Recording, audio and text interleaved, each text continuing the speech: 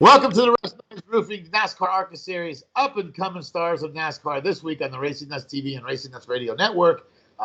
We have the 2020 Daytona Arca Series winner last Saturday, Michael Self. Michael, welcome to the Racing Nuts Show.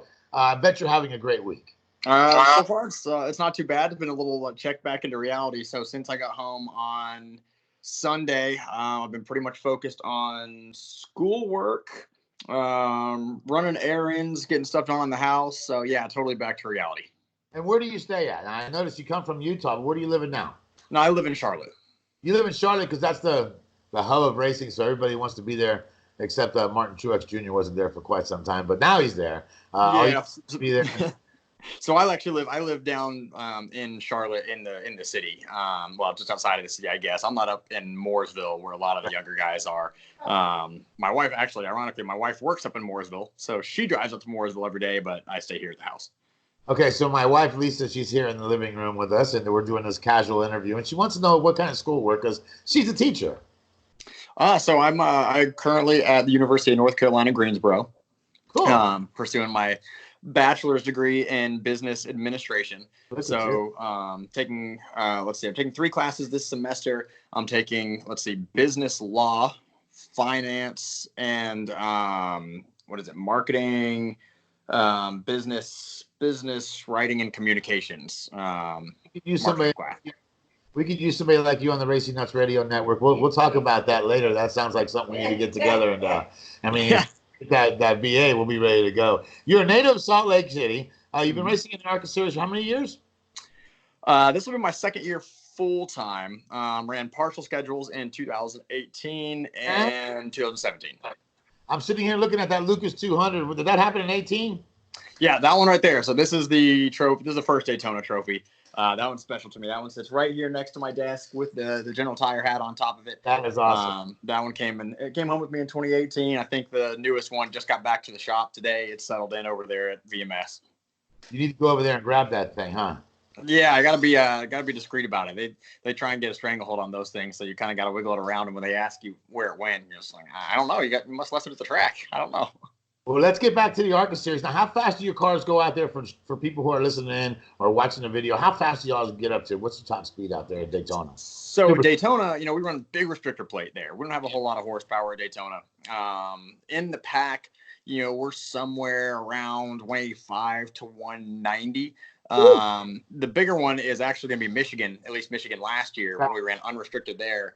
And something cool I kind of like to tout myself about. I have the fastest lap on a non-super speedway car now in the Arca Racing Series in history. It was at Michigan this past year. It was little over 198 miles an hour on average. That's flying. And that was a good one. It's a very smooth track. It's very clean. There's not a lot of abrasiveness on the tires, and you can kick up some speed up there. It used to be years ago. Atlanta was the fastest one. That's a non-restricted track, and Michigan overtook that spot there. And I'm amazed. You Arca drivers are up there right around 200 miles an hour. That's crazy.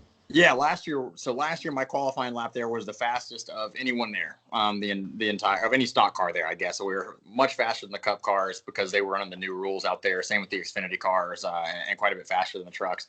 This year going to be a little bit different there because Ilmore's run a bigger spacer everywhere. We're choked down on horsepower a little bit this year, which I'm not quite as excited about, but we'll see how it ends up.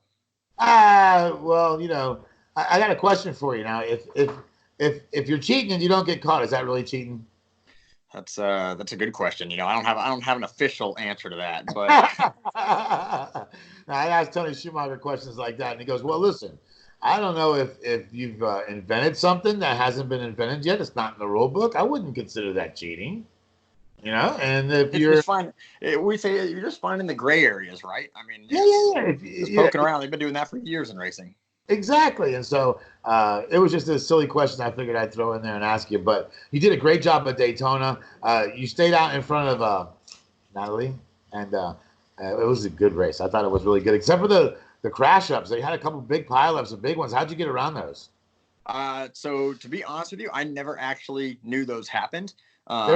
We were pretty fortunate with qualifying on the pole.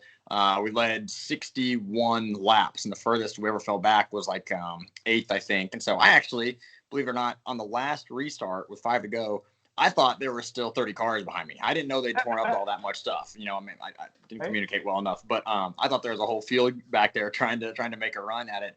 And then I actually got to the media center after the race, and they got the timing boards up there, and I see there was only 9 cars on the lead lap, and I was like, "What the hell? Like, what happened? Where'd everyone go? I didn't know there were so few cars. I wouldn't have been as stressed about it as I was." So, fortunately, we didn't have to worry about getting through the wrecks like I did. That was in 2018. In 2018, we had to come through a bunch of them, but this year was pretty clean, actually, pretty smooth sailing. Stayed out front, stayed out of trouble, and that is really cool. Now, let me ask you something. In the Arca Series, did they make you guys do races inside of races? Do you have stages too, or no?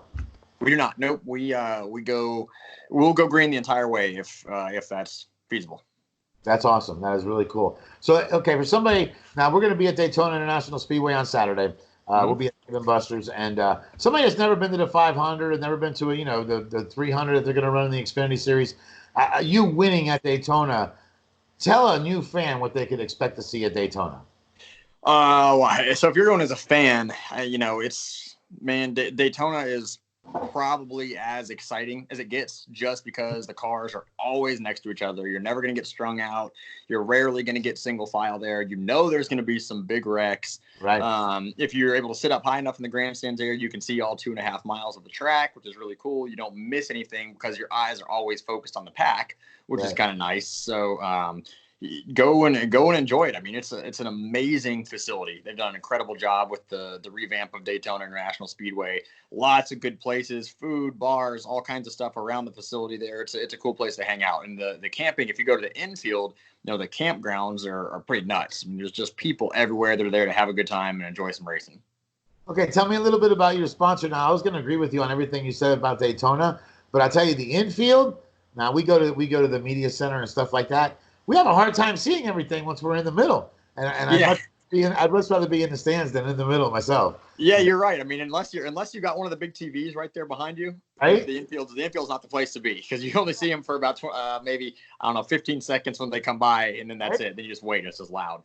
So we've had Sinclair Oil on board since 2016 now. 2016 was the first race I ran with them. They're based out of Salt Lake City, Utah. So kind of a hometown company for me, which is really cool.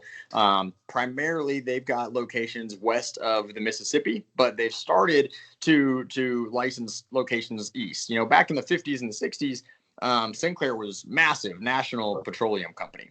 And they went through a series of they were bought out, and they kind of got flopped around a little bit. And then the family that currently owns the company now, the holding family, they purchased the Sinclair assets and the subsidiary. I believe it was in the late 60s, and have been rebuilding it since then. So their goal is to get back to Florida, to North Carolina, South Carolina, the Southeast, and get that national presence again. And hopefully people will be looking and aware of the green dinosaur when it comes back, in part because of this race program.